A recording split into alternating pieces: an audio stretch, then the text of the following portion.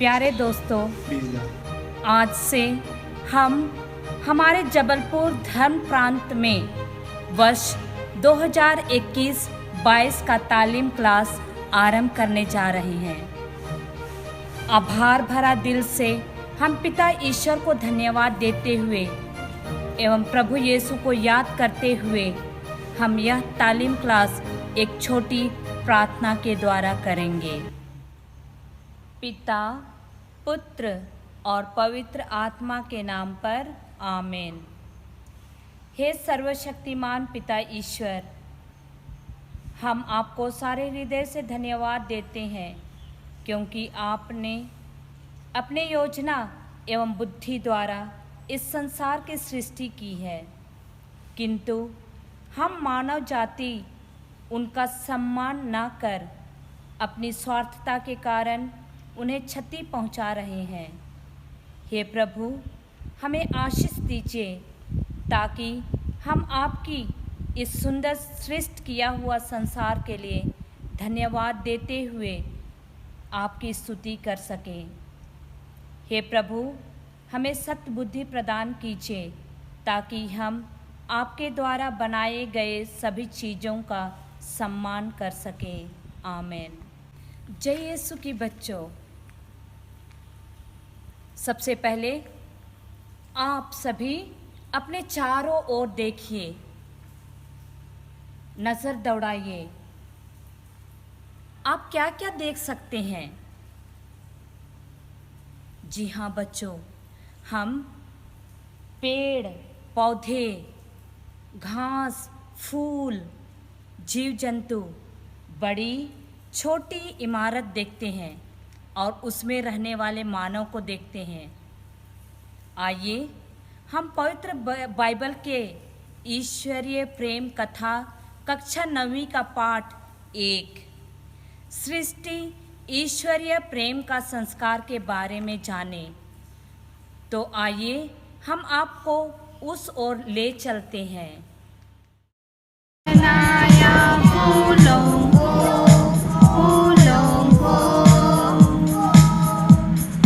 किसने बनाया फूलों को,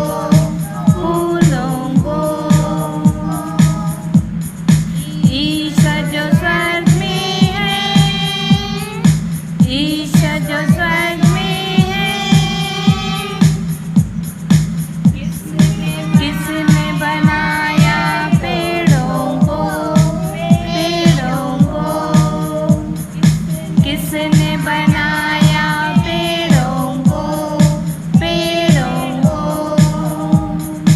ईश्वर जो स्वर्ग में है, ईश्वर जो स्वर्ग में है।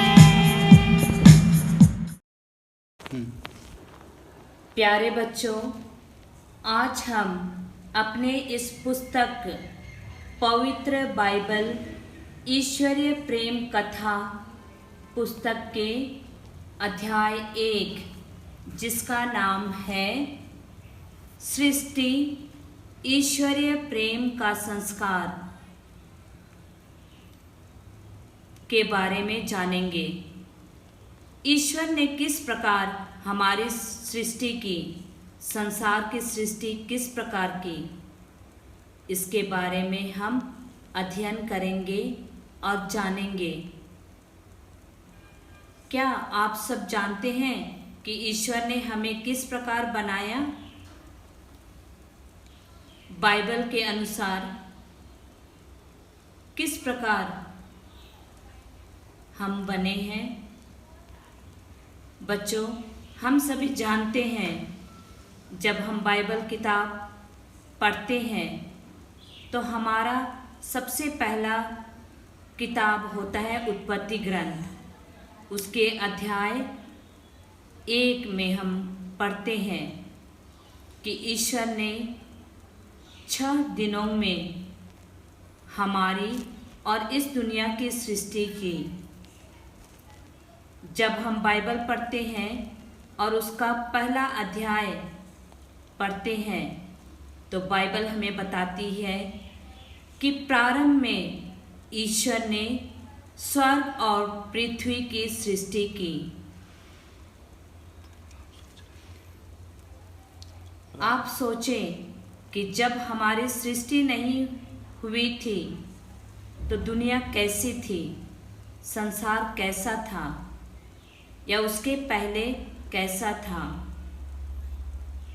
बाइबल में पढ़ते हैं और सुनते हैं कि सृष्टि के निर्माण से पहले पृथ्वी सुनसान और उजाड़ थी। ईश्वर का आत्मा सागर में विचरता था। आपको यह पता है कि ईश्वर ने केवल अपने शब्द मात्र से हमारी सृष्टि की है। इस संसार को अपने शब्दों से बनाया है। तो आप समझ सकते हैं कि ईश्वर कितना शक्तिशाली है।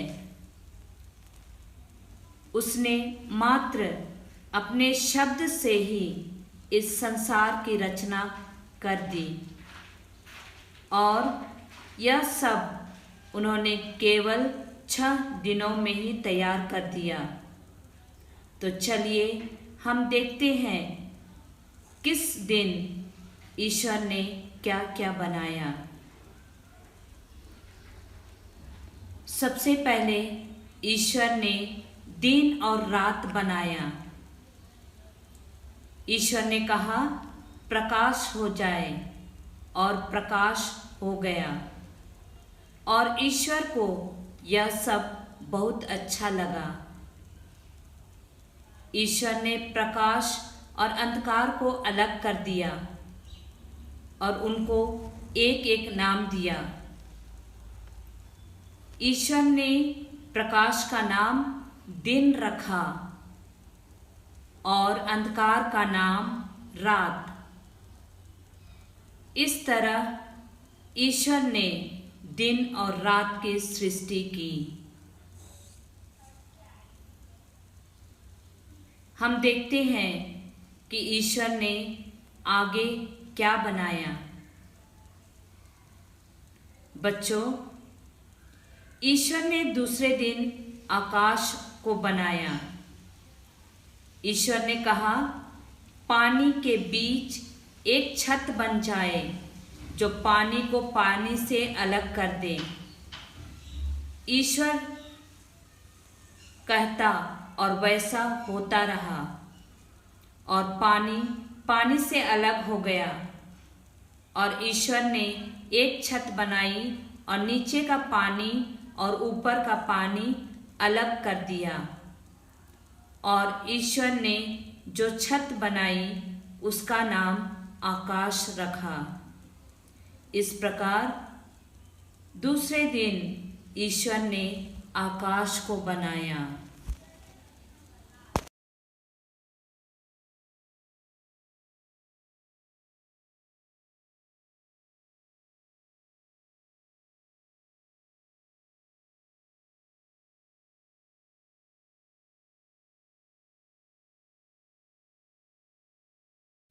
जब सारा जगह पानी एकत्रित था तो ईश्वर ने कहा आकाश के नीचे का पानी एक ही जगह इकट्ठा हो जाए और थल दिखाई पड़े और ऐसा ही हुआ।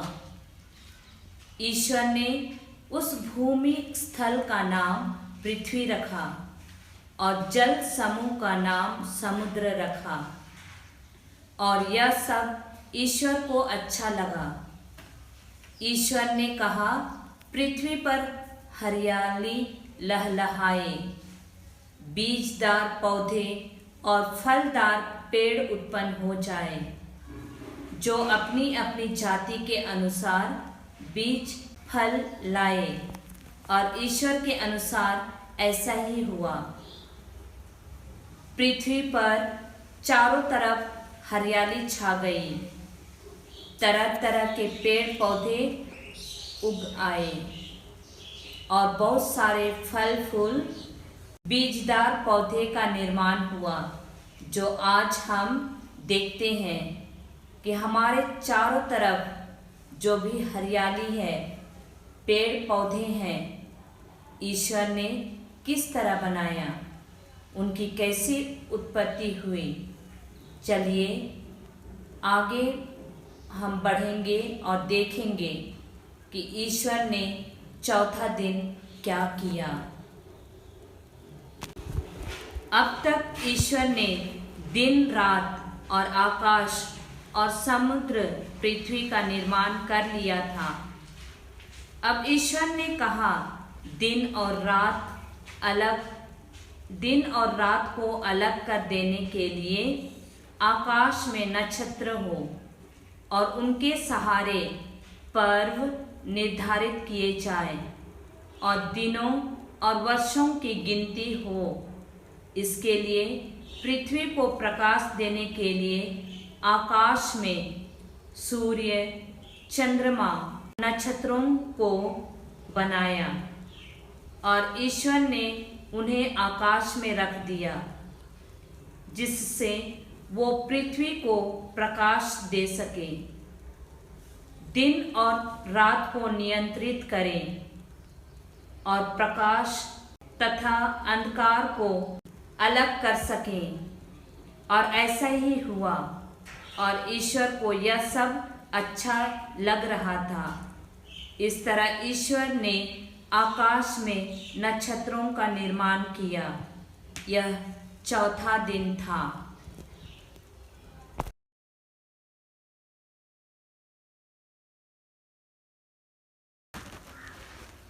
ईश्वर ने पांचवें दिन अनेकों प्रकार के जीव जंतुओं की सृष्टि की।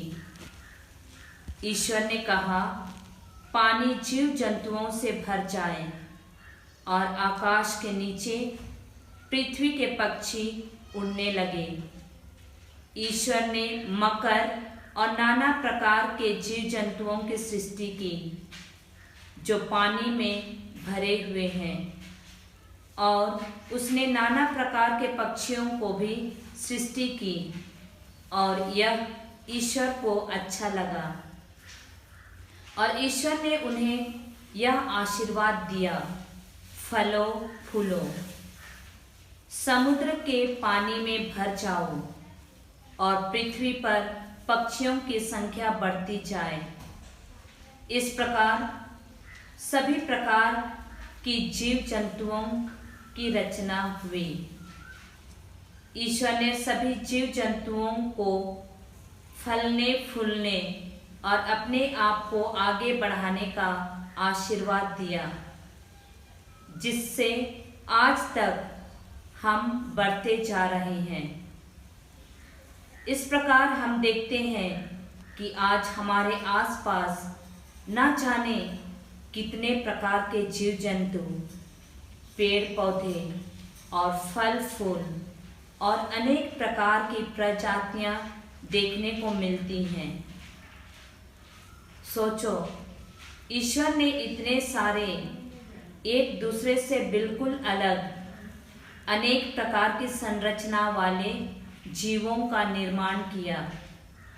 इस प्रकार पांचवें दिन ईश्वर ने जीव जंतुओं को बनाया।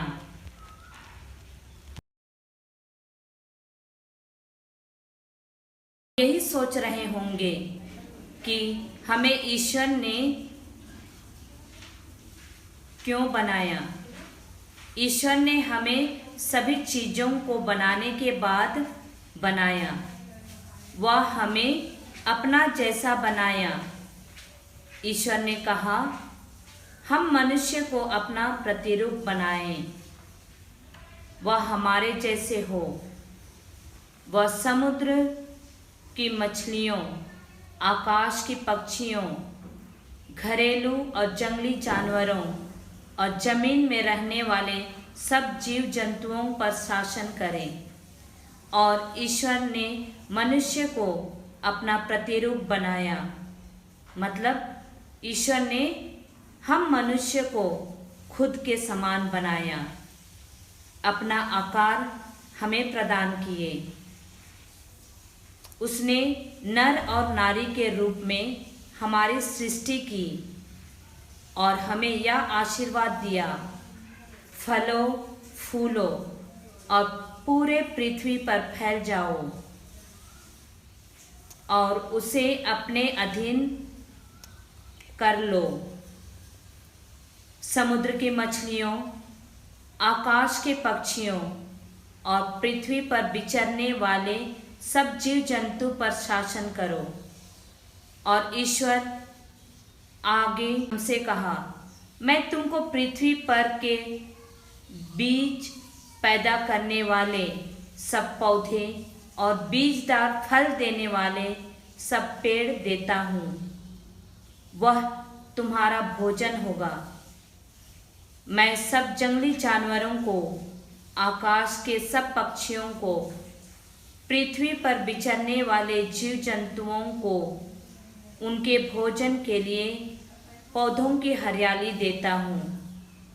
और वैसा ही हुआ। ईश्वर ने अपने द्वारा बनाया हुआ सब कुछ देखा और उसे यह सब बहुत अच्छा लगा। तो बच्चों, देखो ईश्वर हमें कितना प्यार करता है। उसने पूरा संसार बनाने के बाद सब कुछ जिसे ईश्वर ने बड़े प्यार से बनाया, वह हम मनुष्य को दे दिया और हमें उसका पूरा उपयोग करने का अधिकार दिया। तो हम कह सकते हैं कि ईश्वर ने हमें सभी चीज़ों से श्रेष्ठ बनाया, हमें सबसे ऊपर रखा। क्यों? क्योंकि ईश्वर हमें सबसे अधिक प्यार करता है। इसी कारण उसने हमारी सृष्टि की।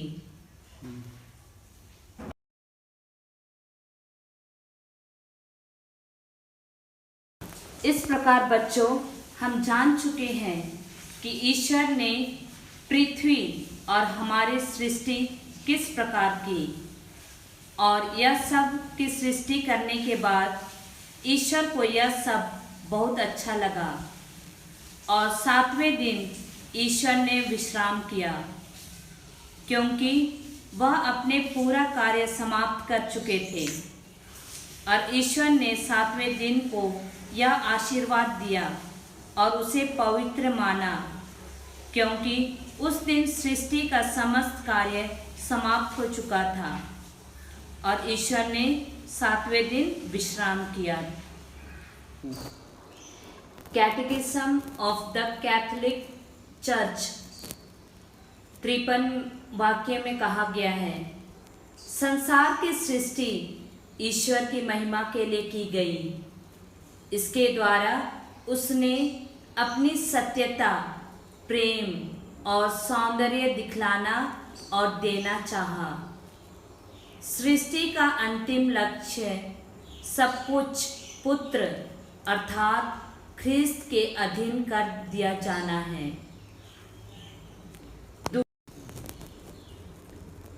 दूसरा वाक्यांश में भी कहा गया है, सृष्टि की रचना के वर्णन द्वारा पवित्र बाइबल हमें सृष्ट जगत के महत्व की शिक्षा देती और उसका उद्देश्य बताती है, अर्थात ईश्वर की महिमा एवं मानव की सेवा करना। प्रत्येक वस्तु अपने अस्तित्व के लिए ईश्वर के प्रति कृतज्ञ है, जिससे उसकी अच्छाई और परिपूर्णता एवं उसके निजी नियमों को विश्व में एक विशेष स्थान प्राप्त होता है। तो ये कैटेकिज्म ऑफ द कैथोलिक चर्च के द्वारा बतलाया गया है।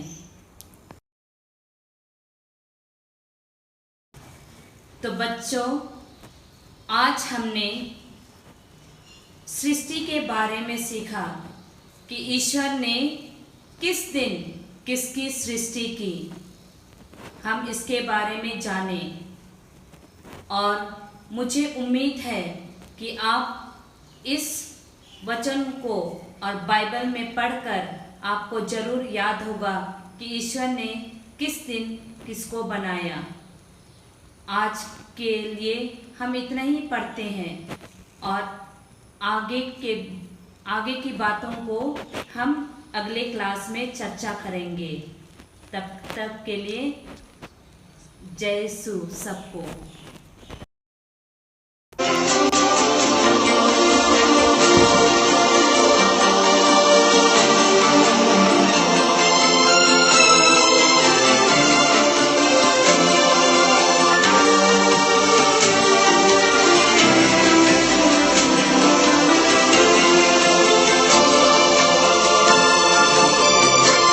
सारी सृष्टि के मालिक तुम ही हो, सारी सृष्टि के रक्षक तुम ही हो। करते हैं तुझको सादर प्रणाम, गाते हैं तेरे ही गुणगान। सारी सृष्टि के मालिक